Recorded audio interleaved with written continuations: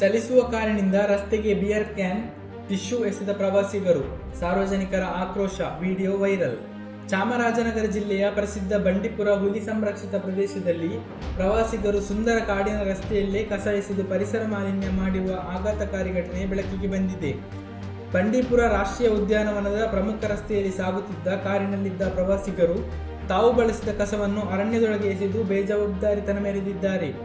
ಕಾರಿನ ಕಿಟಕಿಯಿಂದ ಪ್ರವಾಸಿಗರು ತಾವು ಕುಡಿದಿದ್ದ 2 ಬಿಯರ್ ಕ್ಯಾನ್ಗಳು ಹಾಗೂ ಬಳಸಿದ ಟಿಶ್ಯೂ ಪೇಪರ್ಗಳನ್ನು ರಸ್ತೆಗೆ ಎಸೆಯುತ್ತಿರುವುದನ್ನು ಸಾರ್ವಜನಿಕರೊಬ್ಬರು ಗಮನಿಸಿದ್ದಾರೆ.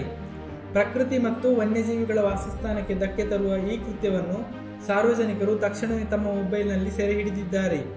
ಈ ಕೃತ್ಯದ ಕುರಿತು ಸಾರ್ವಜನಿಕರೊಬ್ಬರು ಸಾಮಾಜಿಕ ಜಾಲತಾಣವಾದ ಎಕ್ಸ್ನಲ್ಲಿ ಪೋಸ್ಟ್ ಮಾಡುವ ಮೂಲಕ ಅರಣ್ಯ ಇಲಾಖೆಯ ಗಮನಕ್ಕೆ ತಂದಿದ್ದಾರೆ ಹಾಗೂ ಕಠಿಣ ಕ್ರಮಕ್ಕೆ ಆಗ್ರಹಿಸಿದ್ದಾರೆ.